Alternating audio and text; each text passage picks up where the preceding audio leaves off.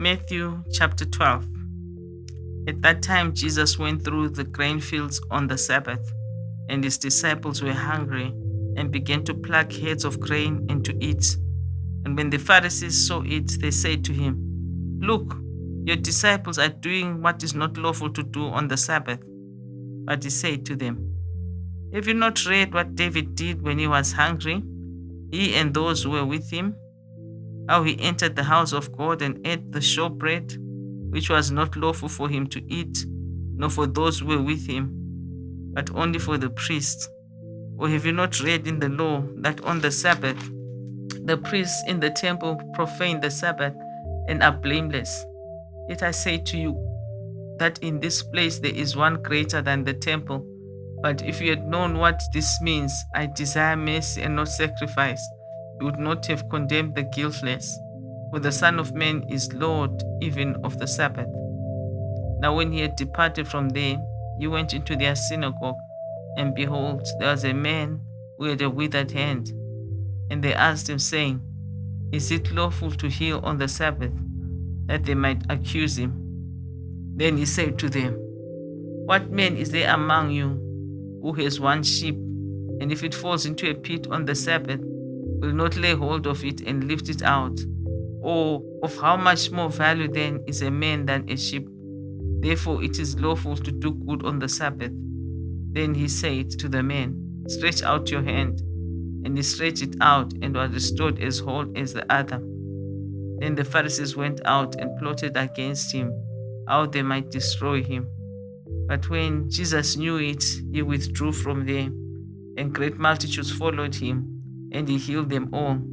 Yet he warned them not to make him known, that it might be fulfilled which was spoken by Isaiah the prophet, saying, "Behold, my servant whom I have chosen, my beloved, in whom my soul is well pleased.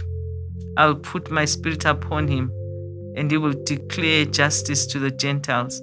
He will not quarrel nor cry out, nor will anyone hear his voice in the streets. A bruised reed he will not break, and smoking flax he will not quench, till he sends forth justice to victory.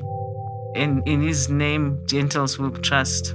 Then one was brought to him who was demon-possessed, blind and mute, and he healed him, so that the blind and mute man both spoke and saw. And all the multitudes were amazed and said, "Will this be the son of David?"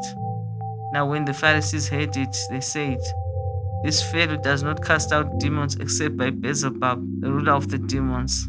But Jesus knew their thoughts and said to them, "Every kingdom divided against itself is brought to desolation, and every city or house divided against itself will not stand. If Satan casts out Satan, he is divided against himself. How then will his kingdom stand?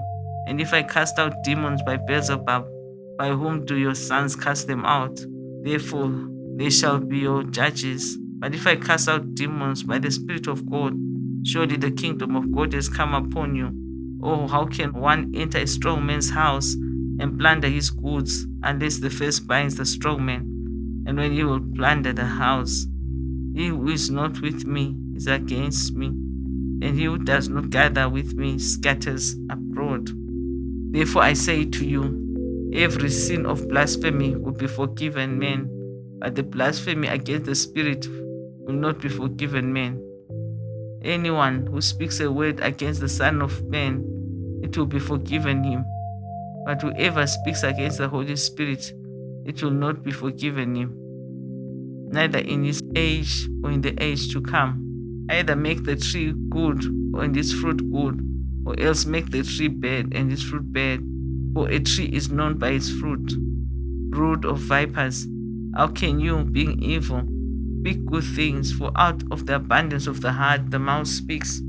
A good man out of the good treasure of his heart brings forth good things, and an evil man out of the evil treasure brings forth evil things.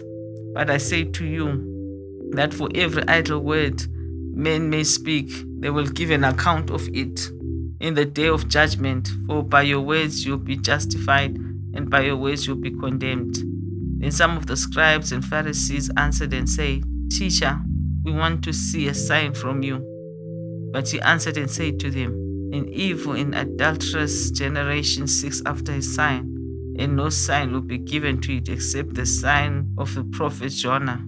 For as Jonah was 3 days and 3 nights in the belly of the great fish, so will the Son of Man be 3 days and 3 nights in the heart of the earth.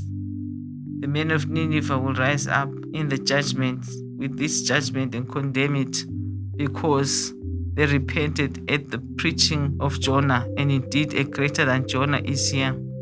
The queen of the south will rise up in judgment with the generation and condemn it, for she came from the ends of the earth to hear the wisdom of Solomon, and indeed a greater than Solomon is here. When an unclean spirit goes out of a man, he goes through dry places seeking rest and finds none. Then he says, I will return to my house from which I came. And when he comes back, he finds it empty, swept, and put in order. Then he goes and takes with him 7 other spirits more wicked than himself, and they enter and dwell there. And the last state of that man is worse than the first. So shall it also be for this wicked generation. While he was still talking to the multitudes, behold, his mother and brother stood outside, seeking to speak him. Then one said to him, Look, your mother and your brother standing outside, seeking to speak with you. But he answered and said to the one who told him, Who is my mother and who are my brothers? And he stretched out his hand towards his disciples and said, Here are my mother and my brothers. Whoever does the will of my Father in heaven is my brother and my sister and my mother. Amen.